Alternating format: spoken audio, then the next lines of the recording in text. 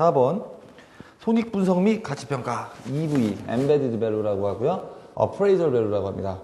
이게 뭐냐? EV라는 놈이 뭐냐? 이거 중요합니다. 별표 많이 쳐놓으셔야 됩니다. 이 부분. EV는 자, EV는 뭐가 있냐면 두 가지로 구성이 됩니다. 자, 조정 순자산 가치. 영어로 ANW라고 해요. 이게 뭐냐면 Adjusted Net Worth입니다. 요런 게 있고요.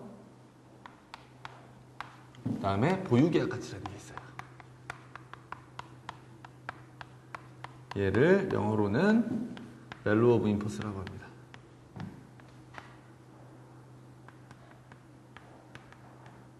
우리가 보통 업자들끼리 용어로 VIF, VIF 하는 게 이거예요. 자, 볼게요. 재무제표가 이렇게 쭉 있어요. 이거 무지하게 많이 그리죠? 얘는 쉽게 얘기해서 얘예요. 내가 들고 있는 돈이에요. 회사 가치를 평가하는 겁니다. 목적은 회사 가치 평가예요. 근데 회사 가치 평가를 재무관리에서 어떻게 하죠? 나 우리 회사 얼마인지 알고 싶어요. M&A 할 때 이거 많이 씁니다. 뭐예요? 이거? 회사 가치 평가를 하면? 시장에 내다 팔면 돼요. 얼마에 살래? 근데 보험 회사를 사고 파는 활발한 시장이 우리나라에 전 세계에 없어요. 여기 없는 경우에는 내재 가치를 평가합니다. 그래서 EV라고 하고요. 조정 순자산 가치 첫 번째예요. 이해 금액입니다. 내가 지금 돈 얼마 들고 있냐예요. 내가 자산 100원에 부채 90원에 10원을 갖고 있어요. 요 금액입니다.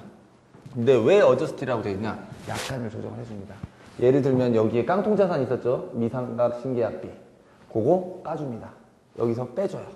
그리고 뭐 여러 가지 아이템들이 있을 수 있어요. 그 다음에 뭐 무형자산 같은 경우 영업권이죠. 얘가 시장 가치가 측정이 곤란해요. 그러면 얘가 진짜 회사 걸까요? 회사 가치일까요? 아니에요. 무형자산 같은 경우도 빼줍니다. 10원에서. 그래서 내가 회사에서 지금 들고 있는 돈이 Adjusted Net Worth입니다. 두 번째는 뭐냐면 이게 끝이냐, 이게 회사의 가치의 끝이 아니에요. 이게 뭐냐면 이 아까 모델 포인트라고 제가 말씀드렸죠. 얘네들의 보유계약들이 있어요. 인포스가 얘가 보유계약이라는 뜻입니다. 그래서 이 보유계약을 현금흐름을 쫙 다 뿌려보는 거예요. 그러면 이익들이 아까 주주배당 가능 이익이라고 했죠. 근데 여기에는 아까 프라이싱 할 때는 0회차부터 저희가 프라이싱을 했죠. 근데 얘는 보유계약에는 13회차, 13개월 지난 것도 있고 24회차도 있고 24개월 지난 여러 가지 계약들이 쫙 있어요. 모델 포인트. 얘를 쭉 미래 프로젝션 해봐요. 그래서 이익들의 이 이익이 나올 거잖아요. 디스트리뷰티브 러닝이라고 했죠. 이 이익의 현가가 보유계약 가치입니다.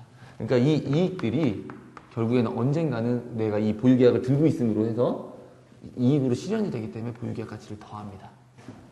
그래서 이거를 왜 하냐? 회사 당장 파는 것도 아닌데 이거 왜 하냐면 얘 계산해요. 얘 100원이에요. 그리고 얘 계산했더니 200원이에요. 합쳤더니 300원이에요. 근데 전체 내가 발행한 주식수가 있어요. 주식수가 예를 들면 10주가 지금 전체 우리 회사 주식을 다 반영했어요. 그러면 내재 가치에 의한 얘 적정 주가는 30원이에요. 주당. 근데 시장을 봤더니 얘가 15원밖에 안 해요. 그러면 어떻게 해요? 야, 지금 형성된 주가는 15원인데 내가 내재 가치로 다시 제대로 해봤더니 30원이 나오니까 우리 회사에 투자해라. IR 업무라고 하거든요. 그때 사용합니다. 보통 보험회사 중에 상장회사들은 큰 상장회사는 다 이 작업을 하세요. 그래서 외부의 그 증권의 어널리스트들한테 공표를 합니다. 그래서 우리 회사가 저평가돼 있다. 오를 거니까 좀 사주시오. 라는 자료를 씁니다. 그러면 AV는 뭐냐? 어프레이절 밸류인데 이거야말로 진짜 회사 M&A 할 때 써요. 얘는 뭐냐면 EV 더하기 신계약 가치예요.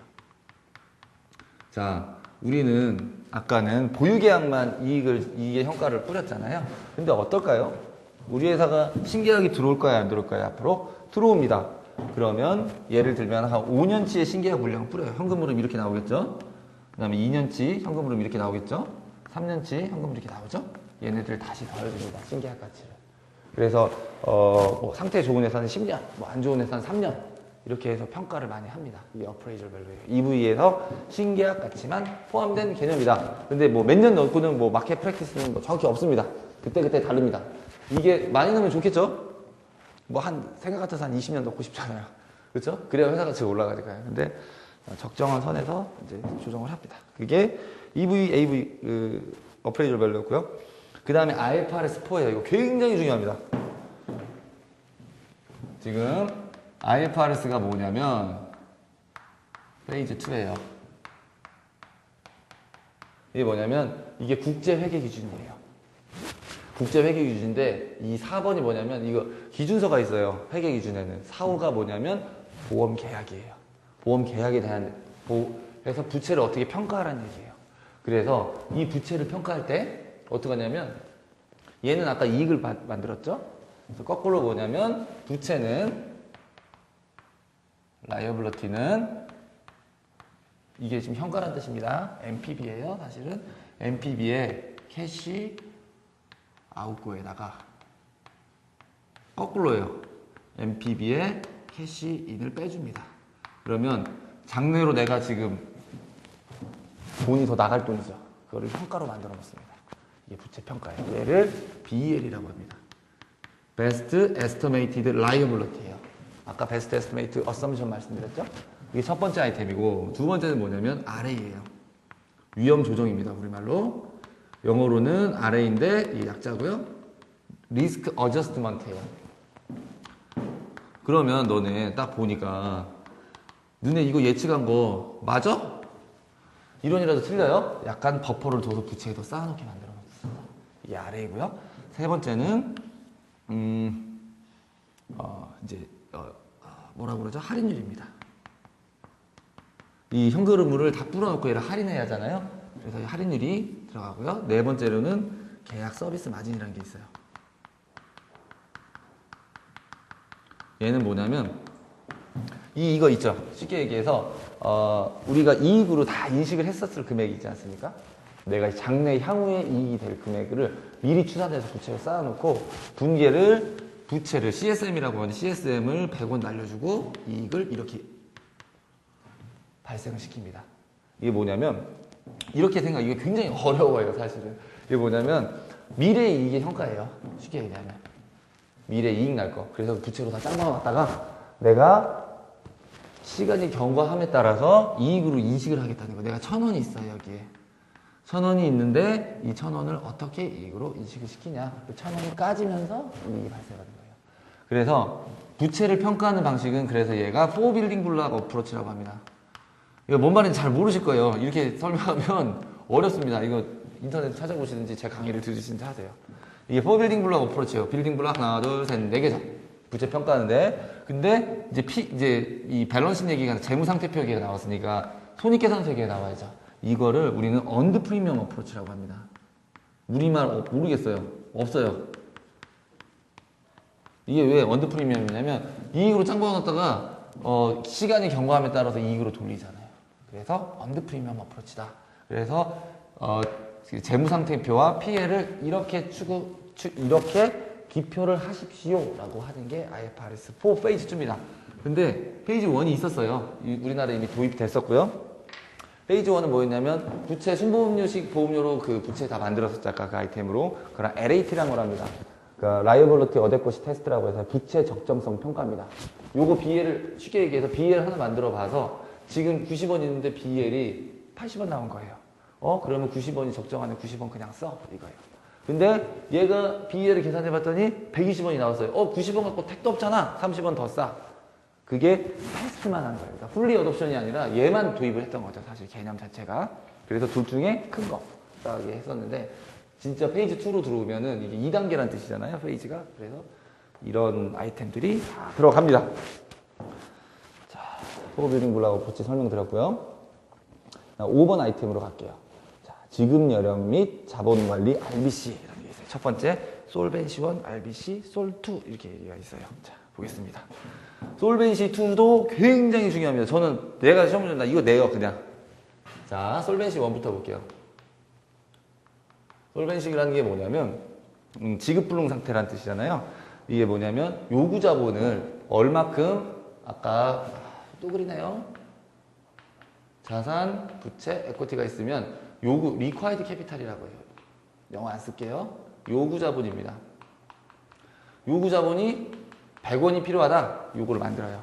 근데 우리나라 현행상 기준으로 150% 이상이 돼야죠. 그래서 내가 요구 자본은 100원 있어야 되는데 실제로 갖고 있는 거 너 얼마니? 물어보니까 150원이에요. 그래 너 오케이 잘하고 있어.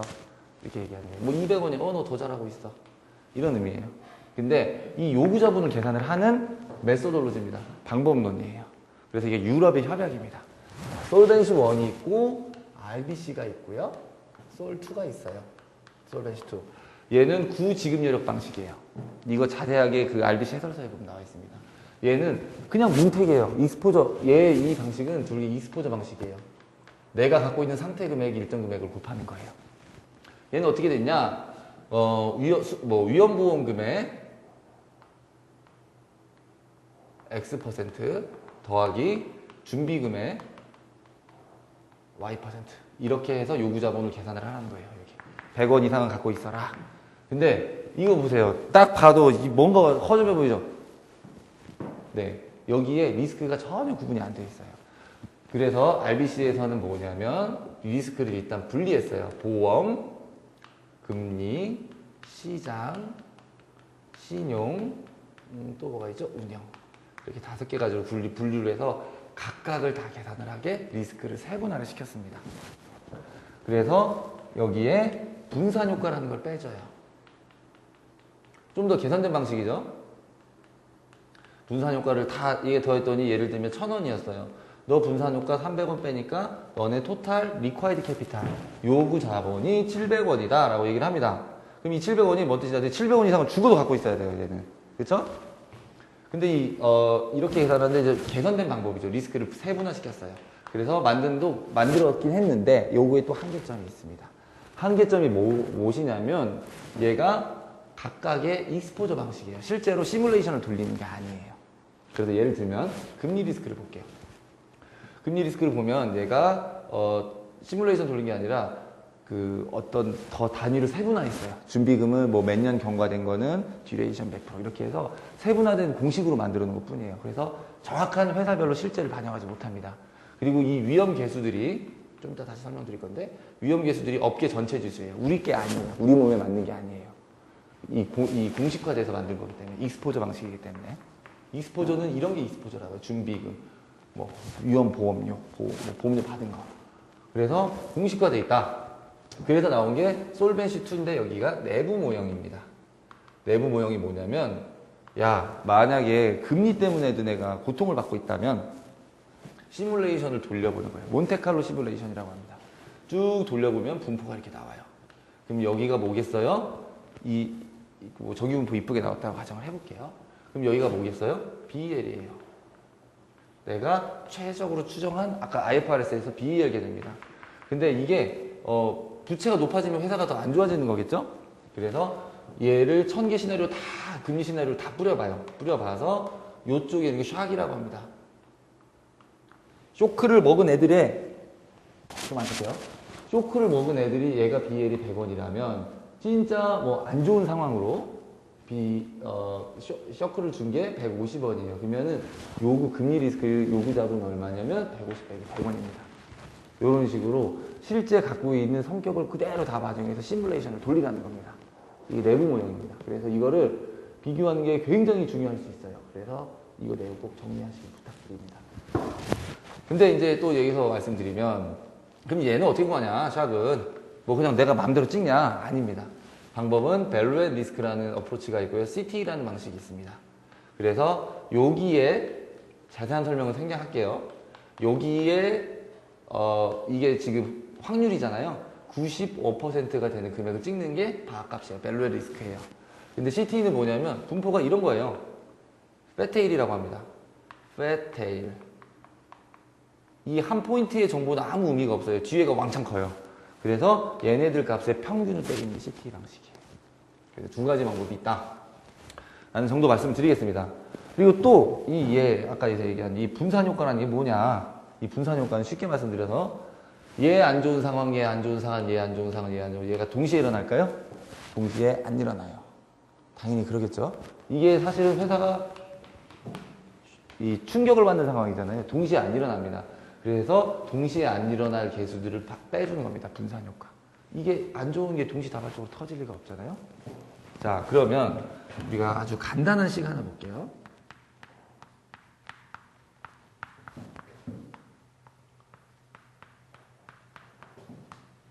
이거 확률론도 좀 저기 아셔야 돼요. 이거 바 아닙니다. 베리언스입니다. 분산이에요.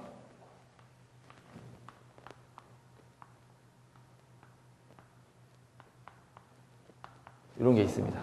요거에 루트 씌운 게 이거 제곱의 거리 됐습니까? 분산이 루트 씌운 게 리스크량이에요. 그러면 얘를 리스크량을 먼저 더해보면 베리언스 X 얘가 금리라고 하고 예를 들면 얘가 보험이라고 보험 리스크라고 할게요. 얘랑 두 개 더한 다음에 코릴레이션이에요. 상관계수에다가 각각 시그마를 곱한 겁니다. 근데 우리나라 규정상은 시장하고 신용은 동시에 일어날 수가 없어요. 왜냐하면 채권은 시장 리스크를 측정 안 합니다. 이건 책을 찾아보시기 바라고요. 그러면 코릴레이션 두 개 아무거나 빵이에요. 그럼 얘가 리스크량이 확 줄겠죠. 이런 의미라고 보시면 됩니다. 수식으로 보면 이런 의미인데 말로 풀어서 설명해라. 그러면 이런 상황들이 동시에 일어나냐? 동시에 안 일어난다. 동시에 안 일어난 만큼 리스크량을 까줘야 할 거잖아요. 1,000원에서 300원 깠다. 한 30% 날아가요, 보통. 그래서 700원이 된다. 그래서 지금 설명한 게 지금 가용자본과 요구자본 산출 방법하고 분산 개념 그리고 분산 개념까지 설명을 드렸어요. 그러면 다 이제 솔벤시 2가 지금 어떤 구조로 이해가 되어 있냐? 노란 책이 있습니다. 솔벤시 2는 필러라고 얘기를 합니다, 저희가. 자, 솔벤시 2 필러 1, 2, 3가 있어요. 이 세 개의 충족 조건을 만족해 유럽의 협약이에요. 그냥 이건 별게 아닙니다. 요구자본 산출한 유럽의 협약이에요. 첫 번째 뭐냐? 얘는 정양적 분석이에요. 이 얘기는 뭐냐? 내부 모형 써서 리스크량 얼마인지 한번 계산해 보라는 거예요. 아까 CT나 밥값 써서. 또 얘는 정성적 분석이에요. 이 얘기는 뭐냐? 너네 그러면 리스크 관리할 때 빨리빨리 대응하고 진짜 리스크 관리 대응 체계가 잘 돼 있어? 이런 질적인 거의 정보들을 말하는 겁니다. 그래서 시스템이 잘 돼 있냐, 그리고 사람이 실수할 가능성을 많이 줄여놨냐, 그리고 어떤 충격적인 상황 오면 너네 바로바로 대처할 수 있냐, 체크리스트로 라스랑 비슷합니다. 마지막으로는 공시예요. 그래서 이러한 정보들이 재무 이용자들한테 충분히 줄 수 있게 또는 감독 당국에 충분히 줄 수 있게 제 자리를 공시하라고 되어 있습니다. 그래서 1, 2, 3로 나눠져 있다. 그래서 이거 더 디테일하게 들어가면 너무 어려워요. 너무 어렵고 이제 QIS5라는 게 있는데 이게 얘네들의 지침이에요. 솔벤시 2. 뭐 이런 게 있는데 여기까지는 하지 마세요. 이게 몇백 페이지예요. 엄청나게 많습니다. 그냥 몇 천 페이지일 거야 아마. 그러니까 여기 요 정도 내용 정도만 숙지를 하고 계시면 좋을 것 같아요. 그다음에 가용자본과 요구자본 산출 방법 지금 설명드렸죠. 그다음에 이제 시나리오 분석과 스토캐스틱 분석의 차이예요. 자, 시나리오 분석은 뭐냐면 이거 내용도 이것도 중요합니다. 우리가 요구자본을 산출합니다. 근데 아까 제가 내부 모형에서 이렇게 해서 이게 BL이고 최적 추정치고 안 좋은 상황 샥이라고 했어요. 충격을 받는 상황이에요. 요 차이가 리카드 캐피탈이에요. 얘는 어때요? 많은 시나리오를 돌렸어요. 예를 들면 금리 시나리오 1000개를 놓고 돌립니다. 그럼 이 값들이 나와서 이 도수분포표예요. 어렵게 생각하지만 중학교 때 배운 거 있죠? 히스토그램이죠. 다 합치면 1이에요. 확률이에요. 1000개를 만들어서 이렇게 분포표를 만들어서 하는 방법이 스토캐스틱 프로세스라고 합니다. 그래서 많은 시나리오를 돌리는 방법이에요. 근데 이렇게 하는 방법도 있겠지만 시나리오 분석은 뭐냐면 얘가 손해율이 만약 보험 리스크라고 가정을 해볼게요. 얘가 손해율이 뮤가 90%였어요. 근데 샥을 나 이거 언제 다 돌리고 있어. 나 귀찮으니까 그냥 얘는 손해율을 120%로 한번 해볼게. 그래서 두 개만 딱딱 구해서 디퍼런스를 체크하는 방법도 있어요. 이게 시나리오 분석입니다. 오차 이거 책의 내용이 있어요. 그래서 민감도 테스트부터 시작을 해서 이런 이제 이 스트레스 테스트라고 합니다. 이런 거를 그 시나리오 분석, 스트레스 테스트, 그다음에 스토캐스틱 프로세스의 의미를 숙지를 하고 계십시오. 비교할 수 있는 문제가 나올 수 있습니다. 자, 6번입니다. 지급 여력 및 자본 관리예요. 자, 듀레이션과 컨벡서티의 개념 보겠습니다.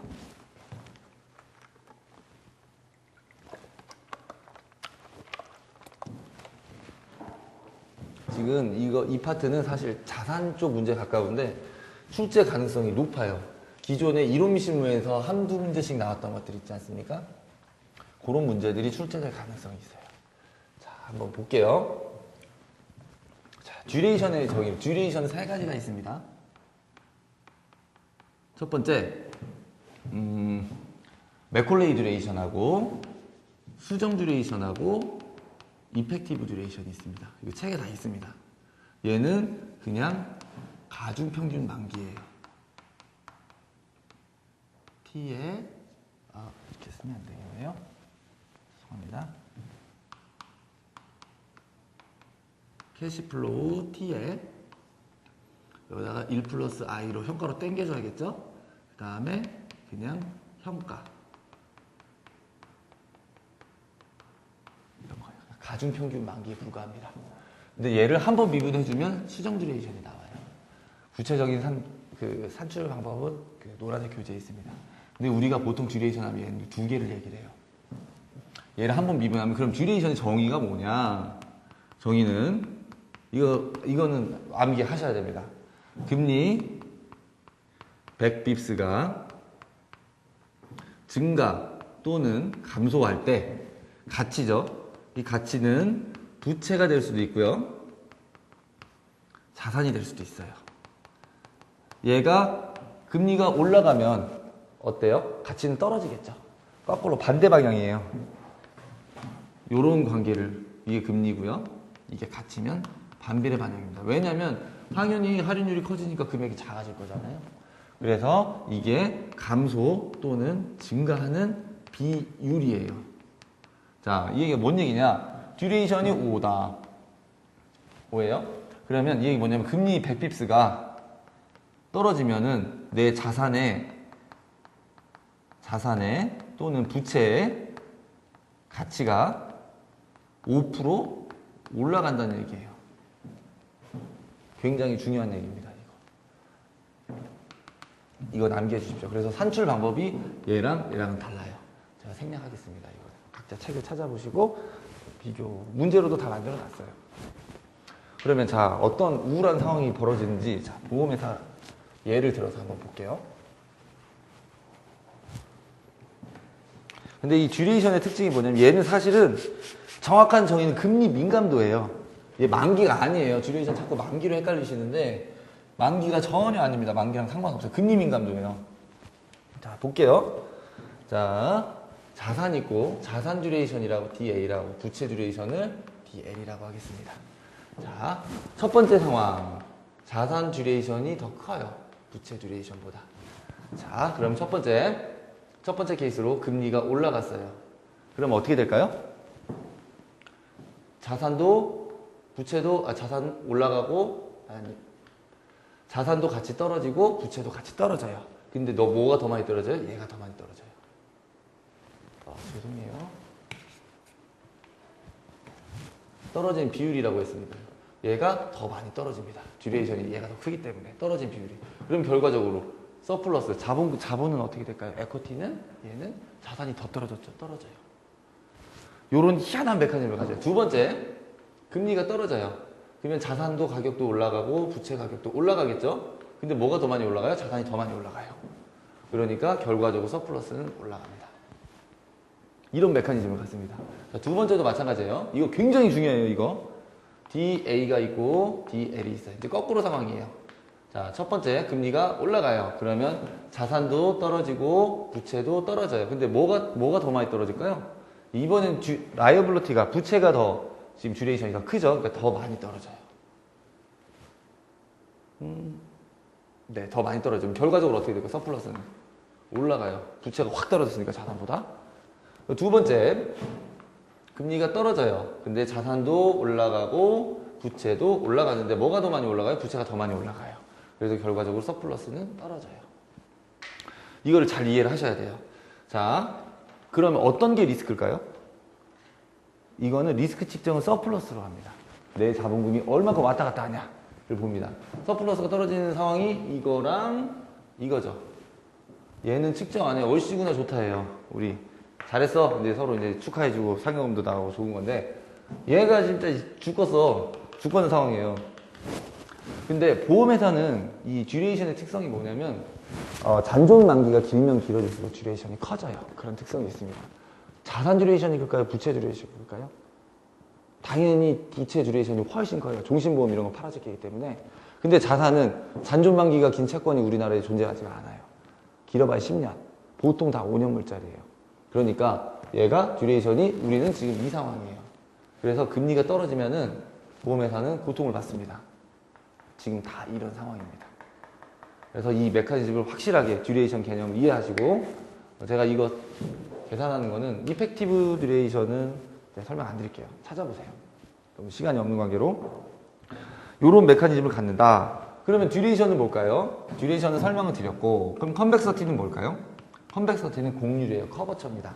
얘가 원래 듀레이션만 계산하면 이렇게 돼요. 직선이에요. 근데 얘가 이렇게 볼록한 형태를 띱니다. 이게 자산이 이렇다면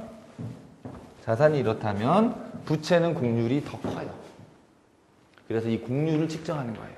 그래서 2차 도함수라고 생각하시면 됩니다. 그래서 컨벡서티하고 듀레이션만 있으면 금리가 한 20bp 올라갈 것 같습니다. 그러면 서플러스가 금방 나와요. 임원분들 전자계산기로 그냥 두드려 버리세요. 그래서 이게 진짜로 이 몬테칼로 시뮬레이션 돌려서 금리가 올라간 상황을 다시 해볼 필요가 없어요. 그냥 얘를 갖고 그릭스를 이용해서 하는 방법이 있습니다. 그 문제로 준비를 해놨습니다. 이건 교재에 없는 내용이고요. 그 다음에 그릭스를 이용한, 그릭스가 지금 뭐냐면 민감도예요. 듀레이션, 컨벡서티, 옵션에선 배가, 로 이런 것들입니다. 근데 우리는 공부할 때 배가로 다 필요 없고요. 듀레이션하고 컨벡서티만 확실히 숙지를 하시면 됩니다. 그러면 자, 그릭스를 이용해서 금리 변화에 따른 가치 변화, 제가 방금 말씀드린 거예요. 임원분들 전자계산기 두드린다는 게 이거예요. 그냥 바로. 근데 얘가 테일러 시리즈로 정리를 한 거, 분해를 한 거기 때문에 컨벡서티로 계산을 하면 좀 약간 계산이 복잡하고요. 그냥 듀레이션 갖고 그냥 꿍꿍 따로 계산할 수 있습니다. 듀레이션 5예요. 그럼 부채 20bps 올라가요. 예를 들면 20bps가 떨어진대요. 그러면 5%죠. 5% 곱하기 20% 100bps분의 20. 2%만큼 올라가겠구나 라고 바로 추정이 가능합니다. 지금 그거를 말씀드린 거고, 이것도 문제로 충분히 준비를 해놨습니다. 그 다음에 옵션의 수익구조, 옵션 프라이싱, 블랙쇼울드, CAPM 이거 다 빼버렸어요. 그냥 과감하게 그냥 삭제했습니다. 이거 금융공학 쪽에서 공부하십시오. 그쪽에서 시험 문제 나올 겁니다. 그래서 수업 시간에 좀 다뤘는데 이거 다루기 시작하면 진짜 힘들어요. 그래서 본 강의 하긴 했는데 이거는 우리 과목 범위가 아닌 걸로 판단이 됩니다. 그 다음에 바하 개념 산출 문제, 그래서 신뢰 수준, CT 개념 아까 설명을 드렸습니다. 그 다음에 바 계산 문제, 바값을 주식이랑 채권을 어떻게 계산하냐. 솔직히 여기 있는 문제는 우리 노란책 예제 문제나 그 연습 문제 있습니다. 연습 문제 답은 없죠. 그걸 제가 그냥 풀어놨어요. 이제 그대로 그냥 옮겨놨습니다. 그 문제를 보시면 됩니다. 자, 금리 리스크 해지 방안. 금리 리스크가 뭐냐면, 사실은 이제 리스크는 뭐냐면 측정이 서플러스가 줄어드는 거예요. 지금 이런 상황이겠죠. 이런 두 가지 상황이죠. 이런 두 가지 상황인데, 지금 잠깐만요. 해지를 어떻게 해야 되냐? 방법은 심플합니다. 얘 두 개 듀레이션 같으면 돼요. 그쵸? 같으면 됩니다. 근데 그게 쉬울까요? 어렵습니다. 바꾸려면 어떻게 바꿔야 되냐면, 얘네 둘이 같아야 되는데, 부채를 바꾸는 건 상당히 어려워요. 왜냐면, 보유계약에 이렇게 많은 데이터가 있습니다. VIF가 보유계약, 인포스, 아까 말씀드렸죠? 여기 뒤에 뉴비즈니스, 신계약은 위에서 찰랑찰랑거려요. 그래서 뭐냐면, 얘를 종신보험에서 예를 들면 듀레이션을 줄이기 위해서 단기보험으로 바꾸려고 해요. 포트폴리오를.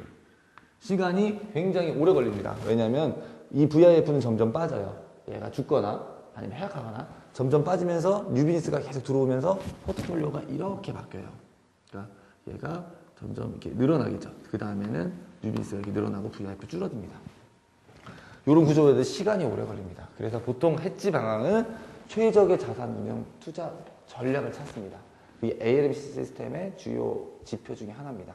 그리고 또 뭘까요? 또 뭐가 있을까요? 금리 리스크를 해칭하기 위해서 금리 연동형 보험을 팔면 돼요. 내가 옛날에 이거 실제로 우리나라에 있었던 거예요. 예정이율 막 8%, 12%짜리 팔았어요. 50년짜리 제끼라고 해놨어요. 막 엄청 팔아놨어요. 지금 투자 수익률 4%도 안 나와요. 그거 다 메꿔줘야 돼. 그게 금리 리스크입니다. 그래서 금리 연동형 상품을 많이 팔아라. 그래서 그런 아이템들을 쭉 다 정리를 해놨습니다. 제가 생각나는 것만 몇 개 말씀드렸고요. 그 다음에 이제 금리 리스크, 신용 리스크 사례. 이거는 교재에 나오는 내용입니다. 자, 신용 리스크는 저희가 서브프라임 모기지론을 가지고 제가 교재에 설명이 되어 있고요. 그렇게 문제도 구성을 했습니다. 그리고 뭐 금리 리스크 사례도 교재에 있는 내용을 준비를 했습니다. 그래서 교재에 있는 내용이, 그러니까 교재가 자꾸 안 좋다고 불평불만하지 마시고 제대로 보십시오. 부탁드립니다. 보시고 얘기를 하시죠. 네. 그 다음에 리스크, 마지막으로 리스크 종합관리예요. 자, 그래서 첫 번째에 나오는 게 언더라이팅이랑 레인메이킹입니다. 제가 이게 부흥 강의가 아니기 때문에 다 어떻게 설명을 못 드리겠어요. 시간은 정해져 있고.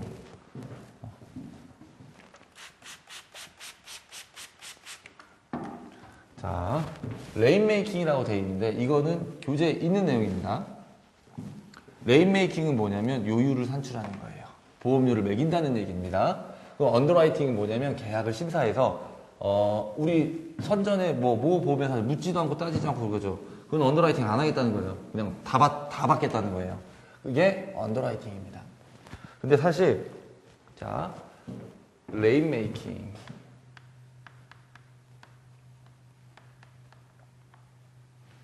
언더라이팅.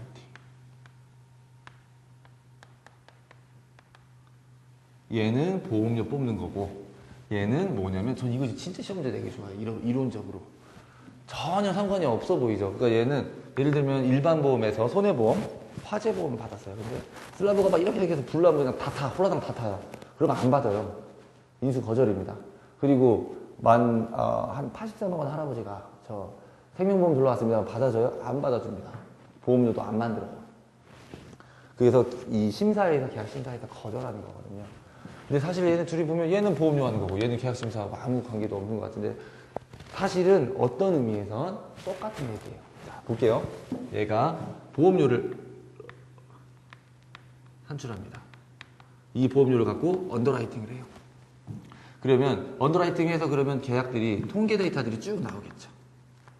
통계 데이터를 쭉 나오면 이 통계 데이터를 바탕으로 해서 또 다시 레인메이킹을 합니다. 자기 경험, 회사 경험 손해율을 써야 되기 때문에 이게 그래서 피드백 관계예요. 두 개가 왔다 갔다 돌아갑니다.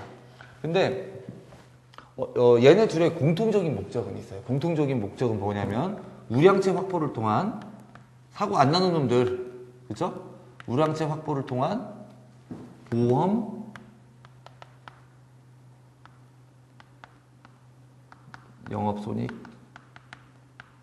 증대예요. 사실 우량채 확보 또는 보험료를 높여서 그러니까 결국엔 얘네 둘의 공통적인 거는 보험 사고 안 나게 그냥 나가도 내가 보험 영업이익이 충분하게 많이 나도록 하는 공통적인 과제가 있어요. 근데 얘가 선행적이라고 한다면 얘는 후행적이에요. 얘가 먼저 일어나잖아요.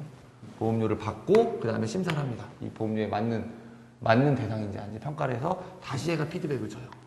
근데 효과는 뭐가 빠를까요? 얘가 직방이면 그냥 안 받으면 되니까. 얘가 직방인데 얘는 좀 시간이 걸립니다. 그러니까 어떤 균이 있어요. 이걸 저희는 통계학용어로 코호트라고 합니다. 아니면 호모지니어스 그룹이라고 해요. 이게 뭔 얘기냐? 보험료를 똑같이 받아도 되는 균이에요. 남자 40세 이런 식으로 똑같은 균을 정해놔요. 그럼 여기서 보험료를 정해놨죠. 그러면 이 보험료에 맞는 언더라이팅 심사를 하는 겁니다. 그래서 레인메이킹은 뭐냐면 이 코호트를 적절하게 잘 나눠서 우리가 원하는 손해가 안 나는 보험료를 받는 게 목적이에요. 그래서 얘가 그럼 이걸 갖고 심사를 하겠죠? 그럼 이 통계를 만들면서 이 코호트별로 보험료가 또 다시 결정되는 구조입니다. 책에 있는 내용을 제가 좀 약간 각색을 해봤고요. 잘 찾아보시면 있습니다. 그 다음에 손해율 안정화 방안. 이거 풀리지 않는 영원한 숙제죠. 손해율 만들었는데 150% 났어요. 근데 배고프면 50원씩 손해나. 미쳐버려요. 이거 장기보험과 생명보험은 또 문제 뭐냐면 계약 있죠? 실제로 그런 게 있었습니다. 예를 들어서 여담으로 말씀드릴게요. 제가 택시기사님들을 무시하는 건 아니에요. 택시기사님들이 있는데 얘가 상해가 나면 교통상해나 그냥 일반 상해, 교통상해를 당하시면 입원 일당을 10만 원씩 줬어요. 한 10년 전에. 이게 산학금이 일당 10만 원 버시기 힘든 시기였거든요, 그때. 그러면 이분들이 딱 사고가 나면 일을 하러 나갈까요? 일을 하러 안 나가요. 그냥 병원에 다 누워 계세요. 그리고 10만 원씩 받아가요. 그럼 손해율이 빵 뛰겠죠. 500%막 이렇게 됩니다. 근데 이런 상품을 왜 파냐? 현금이 급하니까 그런 거. 그러니까 엄발의 56이라고 하죠. 그러니까 현금이 급하니까 이런 상품 팔아놓고 나중에 이제 뭐 나중에는 뭐 어떻게 나 지금 돈 급해 죽겠는데 그런 의미예요. 그러니까 유동성 관리가 확보가 그렇게 중요한 거예요. 어쨌든 팔아놨어요. 근데 이제 보유계약이 이게 왕창 있어요. 근데 야 이거 도저히 안 되겠다. 이제 손해율 바꾸자. 그래서 신계약에서는 2만 원짜리로 팔아서 2만 원 받으려고 병원에 누워있진 않잖아요. 돈 벌어 나가셔야 되니까. 2만 원짜리로 팔아서 얘를 물타기 한다고 그래요. 포트폴리오를 바꿔보자. 쉽게 바꿔줘요? 안 바꿔줘요. 시간이 굉장히 오래 걸립니다. 특히 장기보험은. 근데 자동차 보험이나 일반 보험은 그냥 내년부터 안 받으면 돼요. 다 1년짜리니까. 근데 장기보험, 생명보험은 이런 구조가 있기 때문에 손해율 안정화 방안이 무엇인지 기술하시오. 그래서 제가 문제를 구성할 때는 손해율 산출 방법. 손해율 산출 방법하고 손해율 안정화 방안이 무엇인지 기술하시오. 이렇게 문제를 구성을 해보았습니다. 그래서 뭐 여러 가지가 있겠죠. 방안은. 뭐가 있을까요? 이런 거 안 팔면 돼요. 손해율 높은 거 담보. 그러니까 제일 쉬운 거는 그냥 안 팔면 돼요. 익스포저. 내가 노출 정도를 줄여버리면 돼요. 또 뭐가 있을까요? 보험료 올리면 돼요. 이런 식으로 제가 여기서 지금 다 설명을 못 드리겠는데 논리적인 방법으로 찾아가시면 방법이 쭉 나와요. 혼자 한번 생각해 보십시오. 그 다음에 레인메이킹 방법론입니다. 이건 책의 교재에 있는 그대로 있는 얘기인데요. 클래스 레이트랑 할인할증이라는 게 있어요. 클래스 레이트는 뭐냐? 이런 걸 진짜 이론 문제로 내기 너무 좋아요. 할인할증. 얘는 쉽게 얘기하면 군을 호모지니어스 그룹을 다 정해놔요. 그러니까 남자 40세, 남자 41세, 여자 30세 성별로 다 만들어 놓고 얘 각각의 보험료를 다 계산을 해줍니다. 보통의 생명보험 방식이 다 이 방식이에요. 그 그룹을 그 그룹 단위로 지어놓고 그 그룹 단위별로 보험료를 다 만들어요. 근데 할인할증은 자동차나 일반 보험에 쓰는 방식인데 뭐냐면 기본 보험료가 있어요. 100원 자동차 보험료 너 100원이에요. 100원 내놓으세요. 했는데 이 양반이 블랙박스 달았어요. 그러면 사고 나도 사고 처리, 손사 클레임 처리가 쉽죠. 그러면 0.95% 까줘요. 뭐 1% 까줘요. 0.99 곱해요. 그리고 뭐 또 예를 들면 이 사람이 3년 동안 사고를 안 냈어요. 그러면 너 또 잘했어요. 뭐 내 30% 까줄게요. 이렇게 곱해갖고 요율을 만듭니다. 얼마인지 모르겠네요. 그래서 이게 사실은 고육지책입니다. 이게 원래는 이게 제일 좋은 방식이긴 한데 통계 데이터가 얘를 다 쪼개버리면 안 나와요. 그래서 곱하기 모형으로 이렇게 쓰는 경우가 있습니다. 이게 할인할증이에요. 교재에 있는 내용이고요. 자, 해약률 산출 방법. 다이나믹 랩스 넣긴 넣었는데 그렇게 중요한 건 아닙니다. 해약률은 뭐냐면 뭐 산출하는 방법은 여러 가지가 있을 수 있어요. 내가 전기에 100건 있었는데 전기 말에 보유계약이 건수로 하는 거 먼저 보여드릴게요. 단기 말에 90건 남았어요. 그러면 해약률 얼마예요? 1 빼기 100분의 90이에요. 근데 이건 건수 기준이고요. 건수로도 할 수 있고 보험료로도 할 수 있고 이거를 준비금으로도 할 수 있어요. 여러 가지 방법이 있습니다. 그러니까 요거를 보험료로 갈아 끼시면 돼요. 준비금 갈아. 얘는 뭐가 문제일까요? 건수로 하면? 이 한 건이 어떤 건은 건당 보험료가 1억이고요. 어떤 거는 10,000원이에요. 규모가 전혀 반영이 안 돼요. 건수로 카운트하기 때문에. 그래서 보험료를 썼어요. 보험료는 그럼 또 뭐가 문제일까요? 납입 후는 보험료가 안 받잖아요. 납입이 끝나면. 그래서 산출이 안 됩니다. 그래서 준비금 방법을 쓰기도 하는데 얘도 또 문제가 있습니다. 그래서 여러 가지 방법을 비교해봤는데 그게 중요한 아이템은 아니라고 생각이 됩니다. 그 다음에 보험 사기의 특징 및 대응 방안. 이거 보험 사기요. 이거 이론 실무에 나왔던 적이 있습니다. 그래서 보험 사기 뭐 공모가 많다 뭐 이런 얘기 책에 쭉 있는 걸 정리를 해봤습니다. 근데 제가 만약에 출제하시는 분이라면 그런 거 안 낼 것 같아요. 이거는 조금 옛날 올드 패션드 된 거라서 이런 문제는 잘 안 낼 것 같아요. 그래도 중요한 아이템이라고 생각이 되오니 꼭 정리하시기 바랍니다. 그 다음에 재보험의 종류와 특징이 있습니다. 재보험은 조금 말씀드릴게요. 임의 재보험이 있고요. 처리 방식에 따라서 책에 다 있는 얘기예요. 특약 재보험이 있어요. 처리 방식이에요. 재보 처리. 얘는 한 건 내가 원수계약 받으면 그때마다 일일이 다 줘요. 나 100원 받았으니까 너한테 내가 30% 출제할게. 보험회사도 보험을 들어요. 그게 출제라고 합니다. 왜? 그걸 다 혼자 깔고 앉았다가 아까 첫 시간에 말씀드린 거 있죠. 3천억짜리 배 그 보험 들었다가 그거 사고 안 나기만을 보험료 받아놓고 기다리면 그건 비즈니스가 아니라고 했어요. 종교활동이라고 했어요. 기도해야 하잖아요. 그거는 이제 하늘에 계신 하나님의 영역이기 때문에 그거는 비즈니스가 아니에요. 그래서 그런 보험을 받으면 실제로 출제를 합니다. 해외 재보사에 돌리든 우리나라 재보사에 돌리든 다 돌립니다.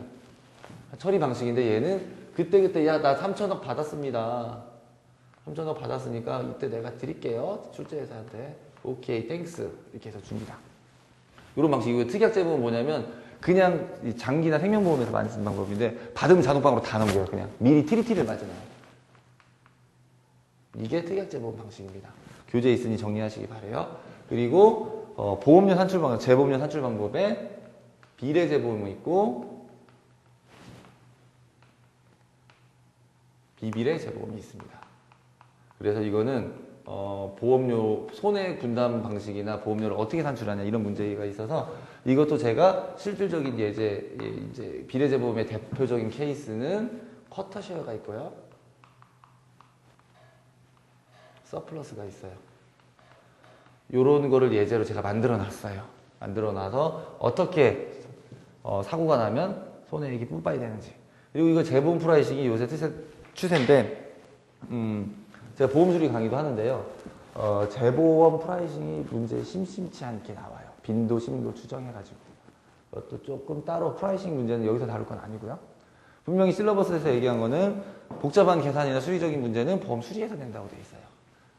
그쪽에서 공부를 하시는 게 좋습니다. 기출문제도 있으니까요. 한번 풀어보시기 바랍니다. 우리는 이제 특징이나 이게 왜 이런 건지 이제 그 구조나 이런 거 설명에 주안점을 둘 겁니다. 그 다음에 ALM의 목적과 산출물. ALM은 정말 힘들어요. 이거는 설명을 여기서 못 드리겠습니다. 책을 보시고요. 제 강의를 들으시든지. 이게 자산부채 이 매니지먼트라고 하거든요. Asset Liability Management라고 합니다. 금리 리스크 아까 듀레이션 갭에 듀레이션이 변동됨에 따라서 금리가 이게 진짜 사람 환장할 노릇이에요. 이게 왜 그러냐면 나 아무것도 안 해요. 나 그리고 우량채도 받고 내 언더라이팅도 잘하고 보험료도 잘 받고 다 했는데 시장금리가 움직여서 내가 망하는 거예요. 이것처럼 억울한 게 어디 있어요. 나 가만히 있었는데 내가 뭔 잘못이에요. 그러니까 이런 금리 리스크에 대해서 어떤 전략을 짜기 위해서 ALM이라는 걸 합니다. 그래서 제가 소개시켜 드릴 거는 ALM의 주지표에 대해서 쫙 어떤 지표가 나오나 ALM 시스템을 실제로 구현을 하면 어떤 지표들이 나오나 이런 거를 설명을 쭉 드릴 겁니다. ALM의 목적은 딱 그거 하나예요. 금리 리스크 해칭입니다. 그래서 그러니까 자산운용 전략을 좋은 거를 가져가냐. 그래서 이게 뭐 Efficient Frontier 얘기가 나오고요. 그렇습니다. 이거는 어떻게 제가 이 시간에 설명이 안 돼요. 그래서 뭐 Efficient Frontier 들어보셨죠? 이게 리스크고 그러니까 시그마죠. 얘가 리턴이에요. 이익이에요. 근데 얘가 점이 뚱뚱뚱뚱뚱뚱 있으면 얘랑 이렇게 점이 있어요. 같은 리스크에서 더 많은 리턴을 내는 놈이 우월한 전략이죠. 그래서 여기 위에 있는 것만 이렇게 싹 올립니다. 이게 Efficient Frontier라고 해요. 상대 출신이나 재무관리 좀 공부하신 분들은 이거 어디서 보셨을 거예요. 근데 이게 얘는 그럼 이 점들은 뭐냐? 얘는 자산운용 전략별로 딱 이 자산운용 전략을 예를 들면 1, 2, 3, 4, 5, 6, 7번을 만들어 놓고 금리 시나리오 전개를 빵 돌려서 리스크랑 리턴을 다 측정을 하는 거예요. 그래서 우월한 전략이 뭐냐? 이것도 제가 문제로 만들었어요. 그냥 어디 뭐 찾아봐도 없더라고요. 그래서 효율적 자본 우선이 어디냐? 근데 이게 꼭 ALM이 아니라 그 DFA라는 것도 있습니다. DFA. 이건 뭐냐면 Dynamic Financial Analysis예요. 이거는 손해보험 쪽에서 하시는 건데 우리 아까 생보 쪽에서는 얘가 자산운용 전략이잖아요. 그러니까 ALM 기본 목표는 뭐냐면 금리 리스크를 자산운용 전략으로 해칭하는 거예요. 최적의 자산운용 전략을 찾는 방법입니다. 그게 제 첫 번째 목표고요. 얘는 뭐냐면 야 그러면 너 이거 자산운용 전략만 놓고 이피션트 프론티어 만들어줘. 나 그냥 재무 전략으로 한번 해볼래. 손해보험 재보험이 또 큰 포션을 차지하거든요. 그래서 재무 전략 1, 2, 3, 4, 5, 6 해놓고 몬테칼로 시뮬레이션 시나리오 뭐 10,000개든 100,000 개든 쫙 돌려놓고 리스크랑 리턴 계산해서 이피션트 최적화된 재보험 전략도 찾을 수 있습니다. 사실은 기본적인 사상은 똑같은 사상입니다. 그래서 전사적 위험관리 이거는 실러버스에서 넣긴 넣었는데 책에 내용이 있어요. 근데 지금 사실 지금 1번부터 7번까지 아이템 쭉 말했는데 이거 이해하시기도 힘들어요. ERM은 아주 간단하게 정리하시는 걸 저는 추천을 드립니다. 그래서 정말 빡셉니다, ERM은. 그렇기 때문에 이게 엔터프라이즈 리스크 매니지먼트라고 하는데 전사적으로 위험 관리를 어떻게 해야 될 거냐. 그래서 이제 책에 있는 원론적인 수준에서만 정리를 하시는 게 좋을 것 같아요. 그래서 제가 일단 토픽들을 줄여서 설명드렸는데 지금 시간이 굉장히 많이 부족해요. 제가 다 설명을 드릴 수가 없어요. 이거를 제가 40시간을 설명을 한 내용을 설명을 하다 보니까 하지 못하고요. 그래서 토탈 문제는 78문제가 여러분들을 기다리고 있습니다. 그래서 뭐 모의고사든 문제풀이반이든 그걸 좀 아주 기본 개념 위주로 광범위하게 좀 저는 다루고 싶습니다. 네, 여기서 마치도록 하겠습니다.